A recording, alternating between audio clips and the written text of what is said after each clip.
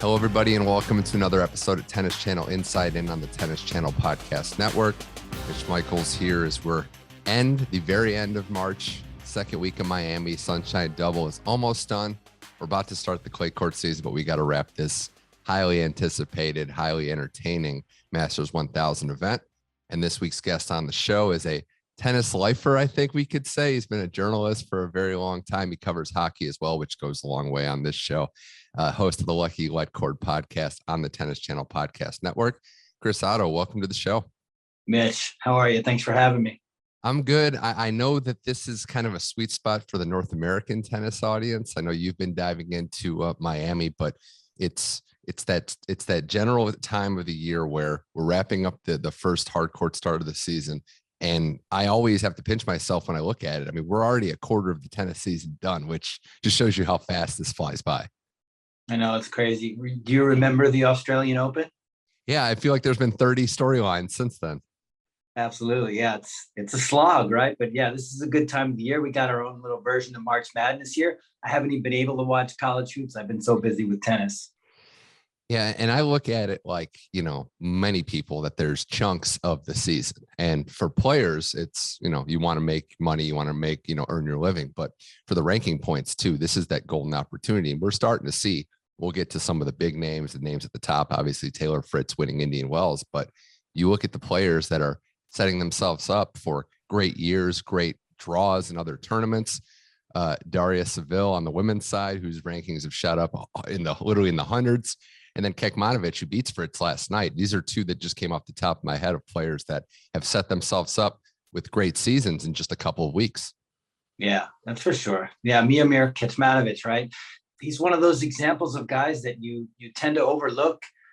They're making progress. You don't see it in the rankings and in the results that often. And then all of a sudden, it just shows up in a two tournament period. Guy's been working with David Nalbandian. He's been doing a lot of hard work, and he's been a talent for many years. And it's nice to see faces like that emerge. Does it feel like and I could be off base here, maybe it's just I haven't noticed before, but we're in kind of a golden era of former players that are working, former big name players that are working with pupils, because there's Nalbandian. I saw Enquist working with Tsitsipas, Ferraro with Alcaraz. It just seems like there's more and more of that. And at least in one sense, it's paying off more. Yeah, you might be right. It definitely enriches the storylines, right? Guys that we know and that kind of grew up watching, Juan Carlos Ferrero working with Carlos Alcaraz. I mean, it's so exciting to have it on both levels, to have the coach and the player be recognizable names. It always keeps us even more interested than we already are. It's funny. It doesn't always work out. And I think part of that is these former players know what the high standards are. And if they're not going to get listened to, they're not going to be long for this world, so to speak. But when it does, it's kind of a special moment that might be able to unlock something within the player. Yeah, I think there's that championship caliber that some of these guys have. Like, I don't really know a whole lot about Juan Carlos Ferrero's coaching philosophy, but I was talking to Jose Garris in the off season, and he was saying that Juan Carlos was down with Carlos Alcaraz in South America when he was like a 14-year-old, grinding, spending like 4 or 5 hours on court with him per day. That committed to a young player is pretty exceptional. A guy like Juan Carlos, former world number one, it just shows that he had a vision for Carlos, and that clearly he has a vision for himself too. He wants to be a part of something that's great even after his playing career, which is so cool.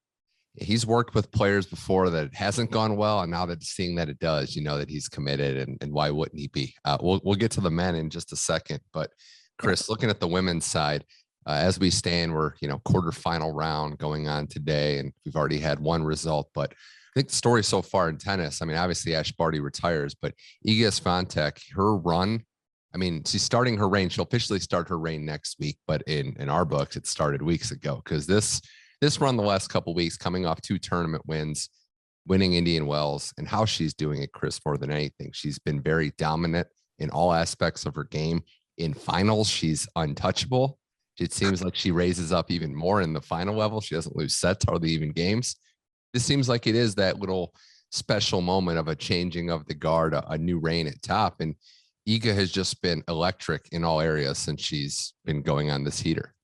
Yeah, I mean, she's almost made us forget forget rather about Ash Barty retiring, which is crazy because it's a really, key touch point for tennis. And it's really sad that she's out of the game at 25, and hopefully maybe I'm hoping someday she decides to give it another crack, maybe, rest and recuperate and live that life she wants to live, and maybe she'll miss it. But for now, with Iga, I mean, you hit the nail on the head. She's just ridiculous.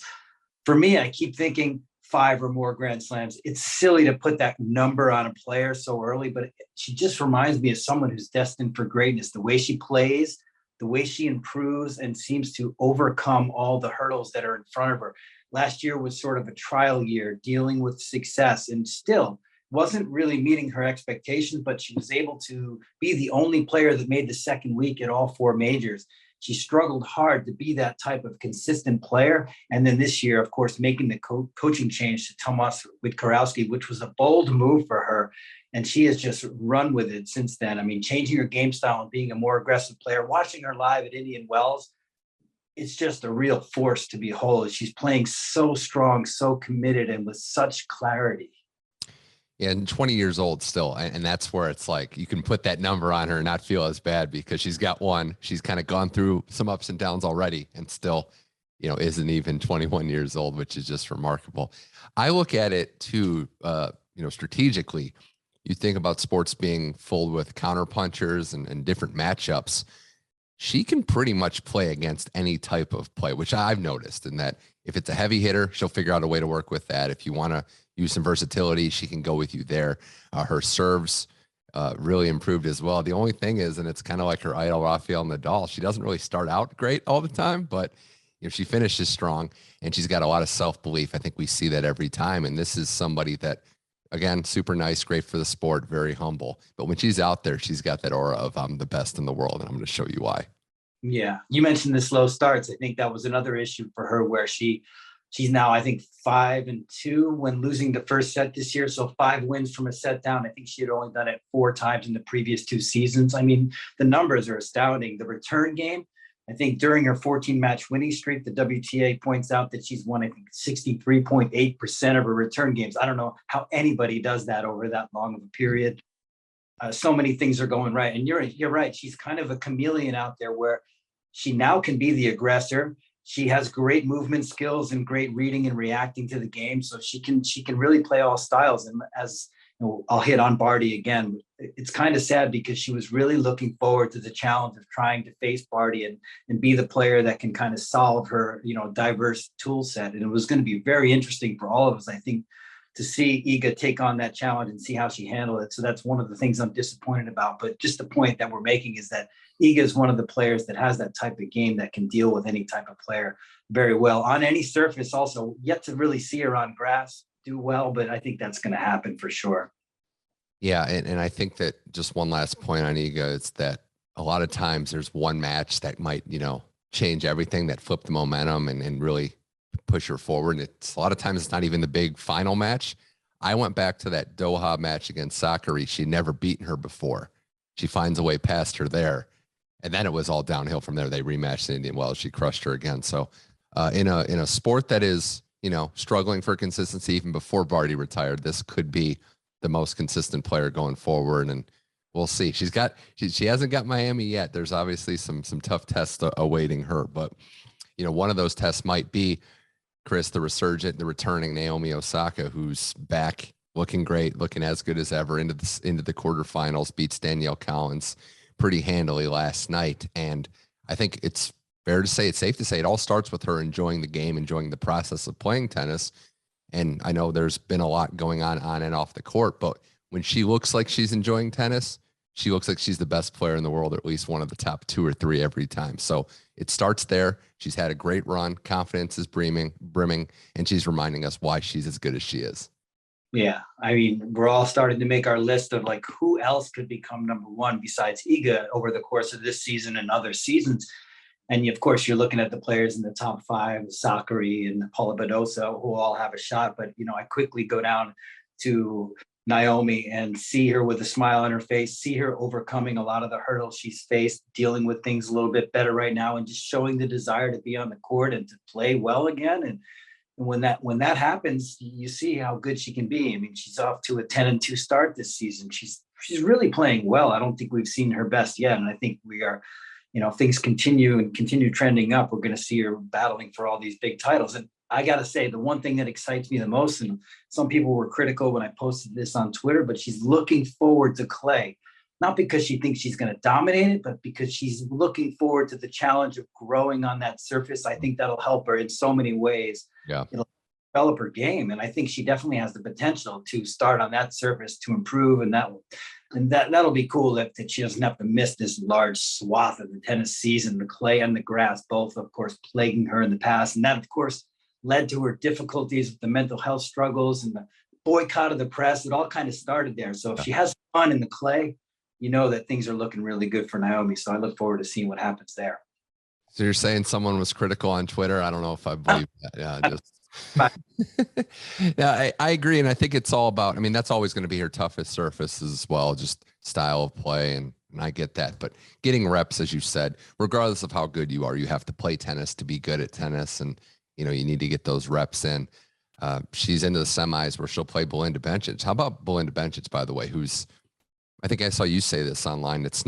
She's not going to be on that first batch of names we rattle off at the top and hasn't won a Grand Slam, but the last 5-6 years of her career, she's been arguably as consistently good as just about anyone in that top tier, or at least pushing up on it.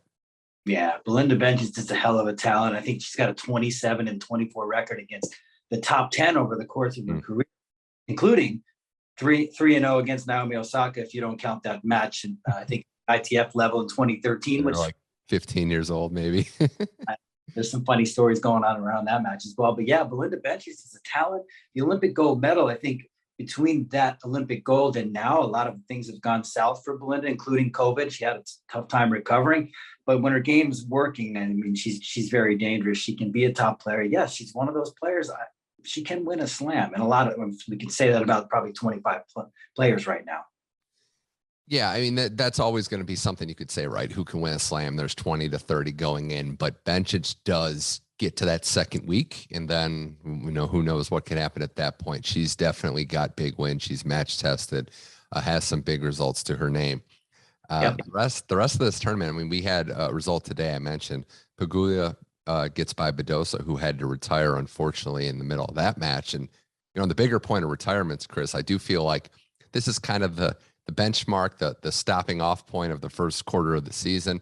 It's also these Miami conditions. So, I think, unfortunately, this is a trend. I don't have the numbers in front of me, but this has tended to happen at this tournament. And it's unfortunate because Paula Badosa is clearly playing the best tennis of her life. She's into the top 5 ranking, wasn't able to go and finish today. Yeah, I think there were a lot. Even before the tournament, Muguruza, Halep was out. It was a bit unfortunate. And yeah, Miami's got that kind of second sister status after the way that Indian Wells has been elevated over the last decade. It's become so special. I guess a lot of factors play into it, right, Mitch? A lot of players are looking forward to Europe and the clay. Maybe they want to take a breather and kind of just like switch off and before they switch back on to what they know is going to be a long slog. But yeah, you never like to see retirement after 5 games, and I'm always really excited to see Badosa play. But it's good news for Jessie Pegula, second 1,000 semifinal. She's a player that's been really on the rise for the last year and a half. She's played some great tennis. So that's a great news for American fans as well. She's right in the mix of, I know Danielle Collins had the result. She's the best, highest ranked American right now. Jessie could be right there with her. There's, we haven't had this discussion since 20 years or whatever, since Serena's and Venus have had the mantle. So it's a good point for them. Before we go to the men's side of the tournament, Chris, we're looking at Iga versus Petra Kvitova, who's had a nice little resurgence here. That's for the last semi spot to play Pegula. Are we destined, it looks like, for Iga versus Naomi, or do you think there could be some upset magic in there? How do you kind of see this playing out? Belinda's going to be tough on Naomi just because of that head-to-head and what we saw in 2019. And Belinda was strong. I don't know exactly what it was about the matchup. She was able to kind of get inside the court and really play with Naomi's pace and redirect it so well. So I think that's a match that could give us the upset. But yeah, I like the idea of seeing Iga versus Naomi in the final as well. That would be a great way to end this Sunshine Double. And I would say if I had to pick it, I would go with that. But again, Belinda, you got to watch out. That head-to-head must mean something from 2019, right?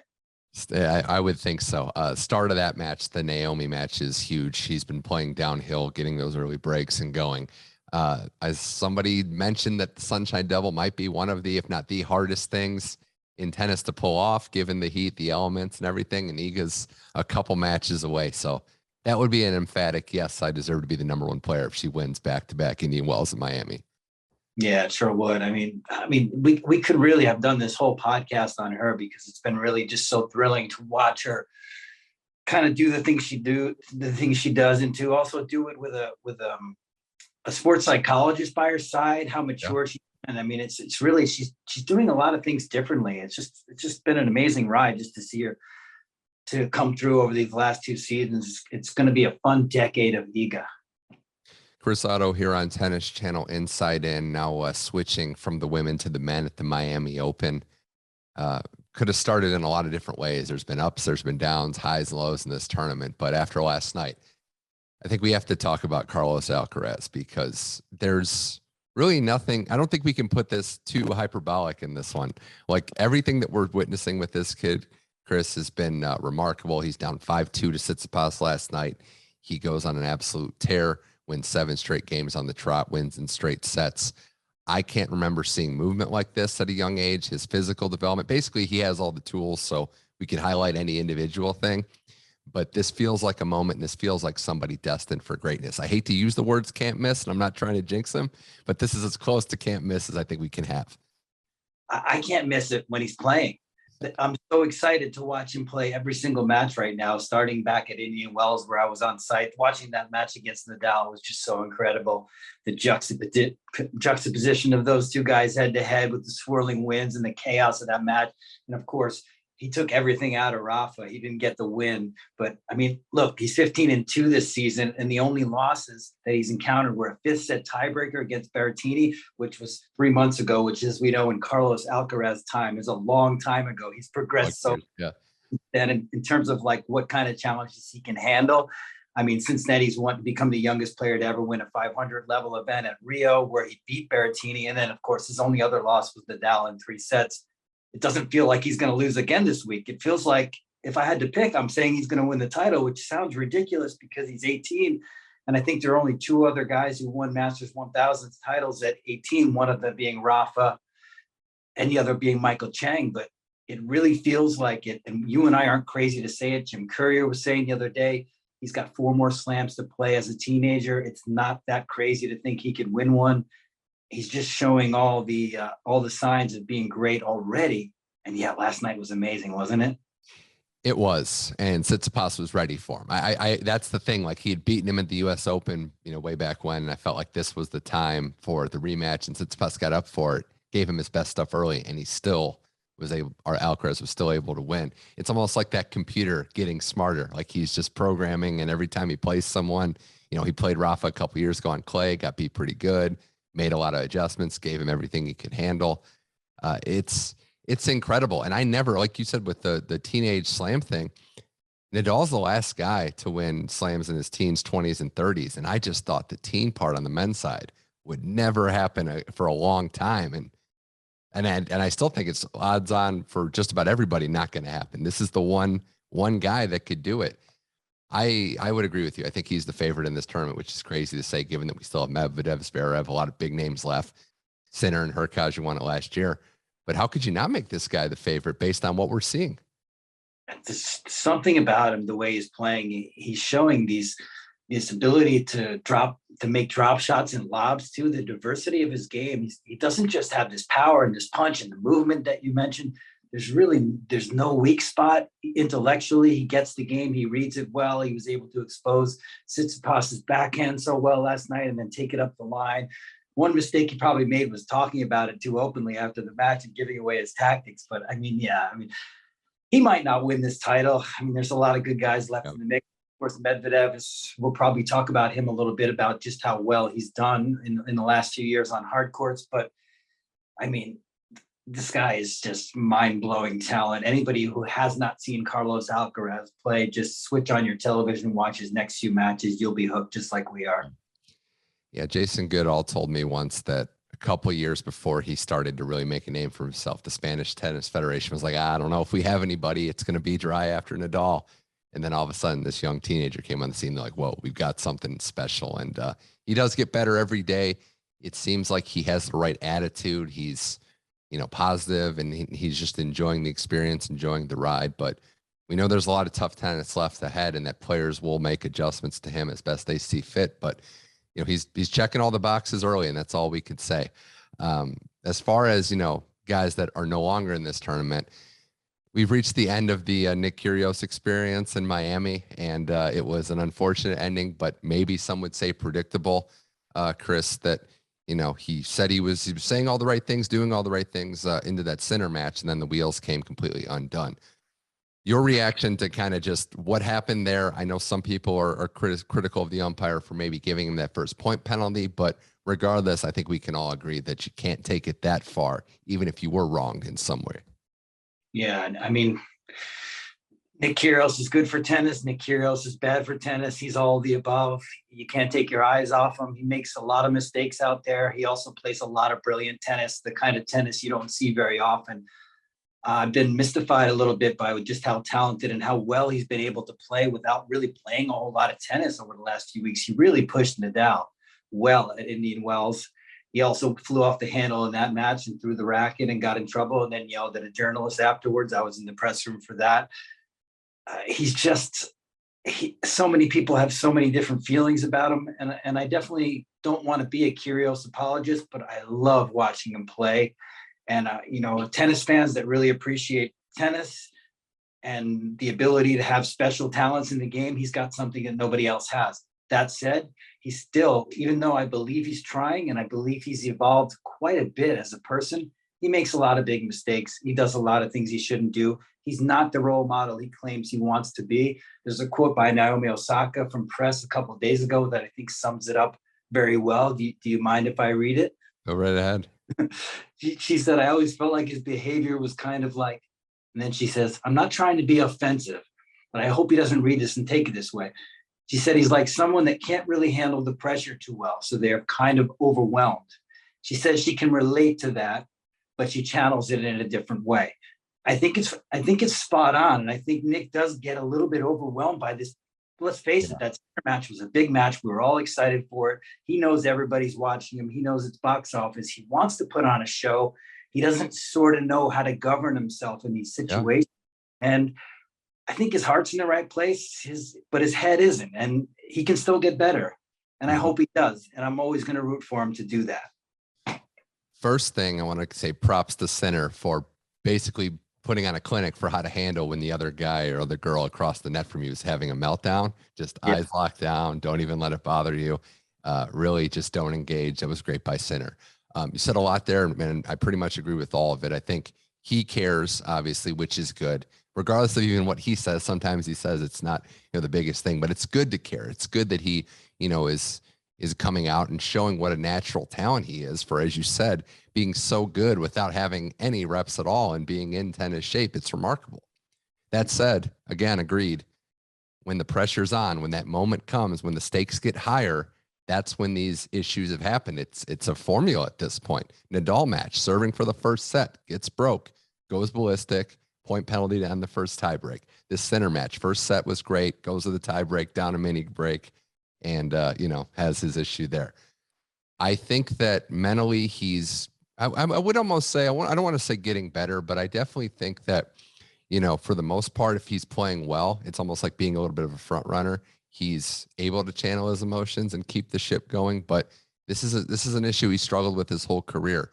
So forgive me for being a little pessimistic that it's going to change now. But when there is pressure on him, he hasn't handled it well. And he's going to get docked big in Miami. That's going to be more money out of his paycheck, which we can get into in a second, that whole thing. But I don't know what the end game for Kyrgios is other than, and it's great, he's one of the most exciting people in all of tennis. His matches are box office. He's going to bring in eyeballs, Chris, but I don't know that I can count on him to win any big results because you have to be consistent. And, to do this, it doesn't matter who you're playing. To win 6-7 matches in a row, I don't know that I'll ever trust him to do that. Yeah, I agree. At this point, it's hard to say. I think he's going to take the clay season off and come back on the grass. That's his best shot to do what you're saying you don't think he's going to do. And I agree with you. He's tough. It's tough for him when the stakes are higher. Remember from way back, Andy Murray matches at Wimbledon where he kind of flubbed those matches a little bit.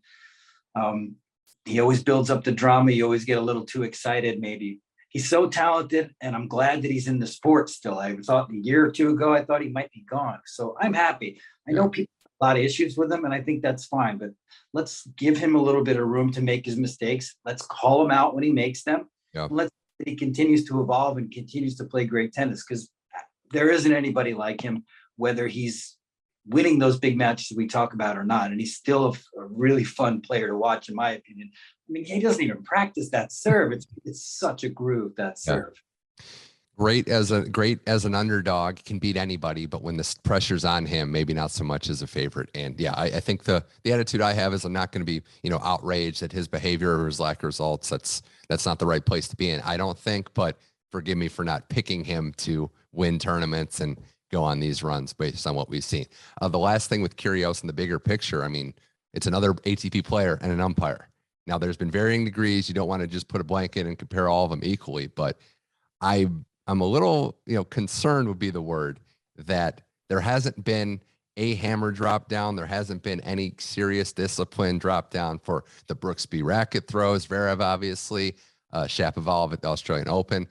I don't like the direction this is going. And I think the ATP will eventually have to step in and say, hey guys, enough is enough going forward. This cannot be tolerated. They have to. They've set a really soft precedent. And I think it feeds itself, and guys know what they can get away with, and guys can vent and treat these umpires horribly.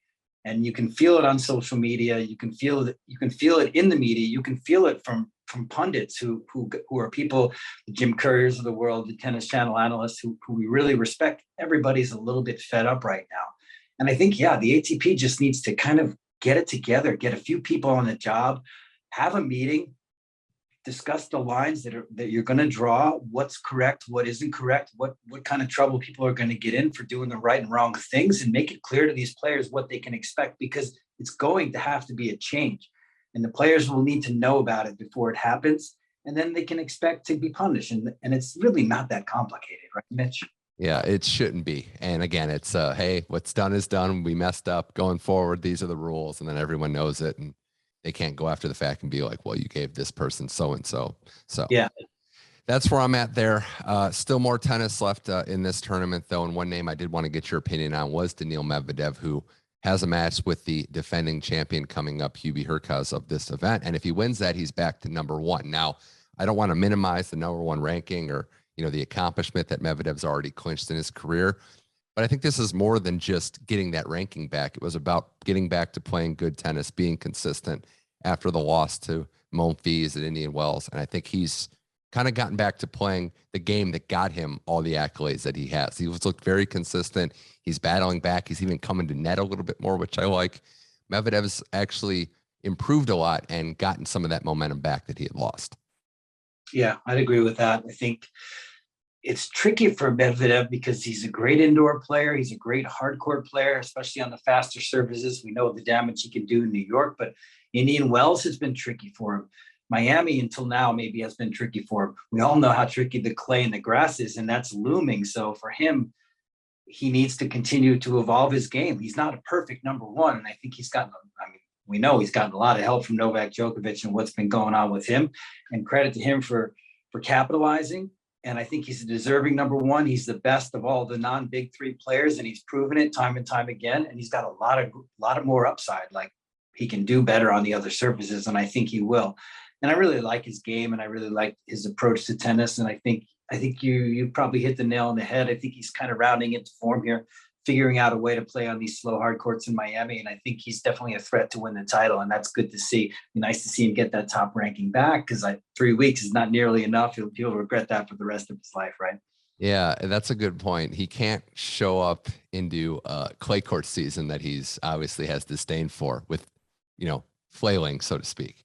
It'd be one thing if he could win some matches, which he's done, but, a couple early exits and then get into the clay, that could not be good for his mental more than anything. So it is good. And I do think that I agree. I mean, he's been the most consistent of that non-big three.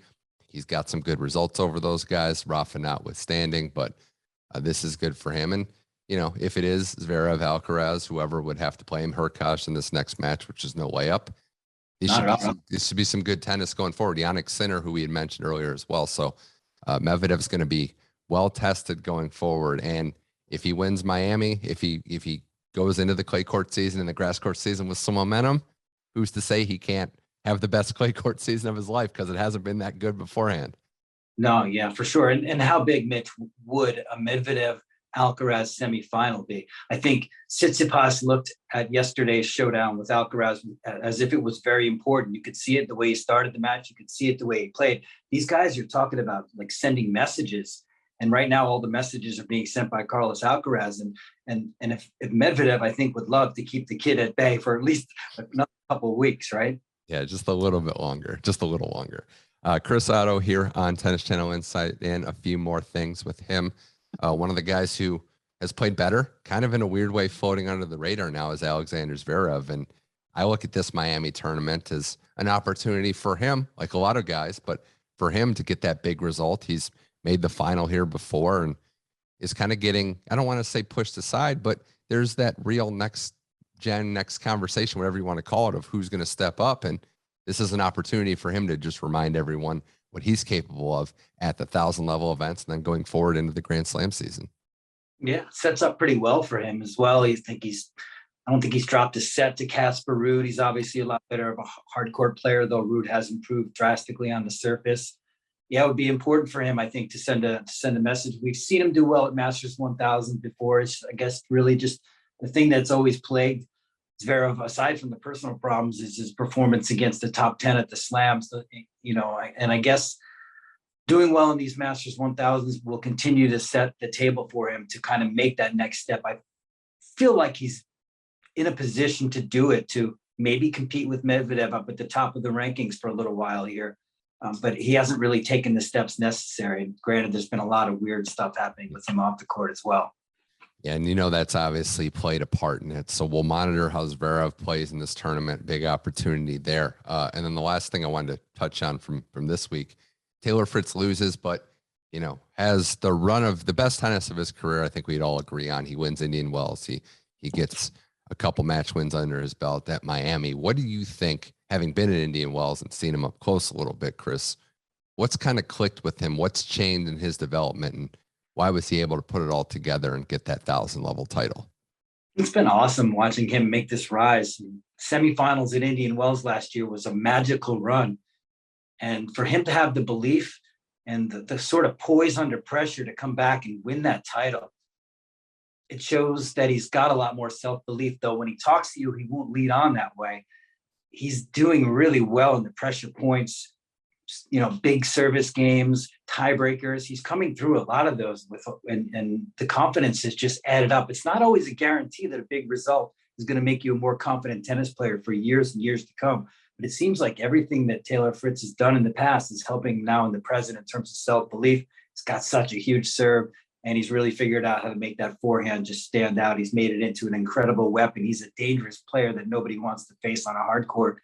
And he's courageous enough to play in a final with Nadal on a gimp ankle, which was just remarkable in and of itself. And the fact in that match, of course, we know Rafa was in bad shape himself, but that was quite remarkable. And yeah, it's been a fantastic rise. And he's leading a core of American men that are on the rise. 8 of them in the top 100, 24 are younger. And it's great that he's stepping out front and leading him. And I think a lot of these guys are going to follow that example and start to have more confidence moving forward. Yeah, I know working, and I know I'm a little biased, obviously, but working with Paul Annacone, who's worked with Sampras and Federer, knows a little bit about those pressure moments and you know, what to do and what he's seen just from life experience has been huge. In addition, I thought last year when he really showed the tennis world something was fighting back to play Wimbledon and getting that first round win, because we know that he didn't have to do that. Obviously, money-wise, not an issue, and ranking even not really an issue, but that showed me like, okay, this guy clearly loves what he's doing. He's committed to what he's doing. And like you said, it's a process even before leading up to an event, all the hard work that goes into getting to the point to have a breakthrough, but also afterwards. He's very committed to his craft, regardless of what's around him, the condition of his own body. He's very committed to becoming a better tennis player day in, day out. Yeah, you're right. There's a lot of fortitude there. He's got that warrior spirit. You know, he's kind of this laid back California dude, really casual when you talk to him, but he's a heck of a fighter. And I think that's another important thing when you talk about setting an example for the other Americans. You look at a guy who came back from surgery, what was it, 6 weeks or 2 months? Awesome. And then this thing with the ankle, he's just showing how tough he is, how badly he wants to win. And as American fans, we love to see that. We do. And I do think a rising tide lifts all boats. You're seeing it with the American men, the depth of the game, a lot of them in the top 50 now. Going forward, I mean, you know, Paul and TFO are making their runs. I still think Korda and now Jensen Brooksby seem to be that higher ceiling type level. Fritz is clear. I know Pelka, I don't want to leave him out, of course, but Fritz is the guy right now, but there will be some challengers to that American throne, I think. I think they all could challenge for it, which is great. I mean, I love Jensen Brooksby. He's just doing something that no other American player is doing. Maybe no other player on tour. He's sort of like Medvedev in a way, just very unorthodox. And then Sebi Korda is taking his time this year, it feels like, but you know he's going to be there. And I'm such a big fan of Francis, his enthusiasm for the sport. I think he's going to have his moments. Riley, with Big John Isner as his mentor, he's going to be around for a long time. He's only going to get better. I mean, American tennis, to me, said this a lot in the last 3 months. It's in a better place than I've seen it for the men in a decade or so, for sure. I would agree with that. It's a good time to be an American tennis fan, the depth of the men's game especially. Chris, before we wrap this up, I mean, are we looking at Alcaraz, Medvedev semi potentially? And then, you know, is it time for Carlos's first 1,000-level title? Are we already at that point? I'm just crossing my fingers for Medvedev Alcaraz, and I want to see how DANIIL will deal with this young dynamite prospect. And that to me is a toss-up, but I'll go Carlos. There's just so much positive momentum. You know, the title in Rio was huge. The match against Rafa, it just feels like he's ready to make a huge splash. So I think you could be right. Yeah, I'm going that way. I wouldn't be shocked, obviously, if Medvedev or even Zverev, you know, anybody left really wins this title. But the way Carlos is playing, he's a runaway freight train out there, and he's very feared. So we'll see what happens. Chris Oddo, this was a blast. I want to ask you last thing, because I know you're dabbling that. Who do you have winning the Stanley Cup this year? Oh man, you know, I've been really having struggles with hockey this year because of the Islanders. I'm a huge fan. Yeah. They just fell off. I really would say I'm going to pull for the Minnesota Wild. I like the style that they have. How about you? Boy, the best thing about hockey is the team, as far as team sports go, I think, is how unpredictable and how intense the playoffs are. I think we could, and I want to see what goaltending looks like, but it feels like it could be Colorado's time. Oh yeah, we've been waiting for that for a while too. Another one I'd be very happy to see. And I know Wild are my pick. I just pulling for them. I think there'll be some opportunities there, and you know that, you know, if you're, unfortunately, I mean, your Islanders have had runs in the last couple of years, but every game, night and day. Like I would imagine, you know, Game 7 of that Lightning series last year had to just be nerve-wracking for an Islanders fan. Oh, as long as Tampa doesn't win it this year, I'm going to be happy, by the way, Mitch. A three-peat. I thought you'd say Rangers, you know. Can't have them winning if you're an Islanders fan. Don't even mention it. Chris Oddo, thanks for coming on Tennis Channel Inside In, and good luck going forward with covering the sport, going to live tennis, the Lucky Letcord podcast. We'll make sure everybody out there listens to that. But thanks for coming on Tennis Channel Inside In. Thanks, Mitch. This was awesome. I appreciate it.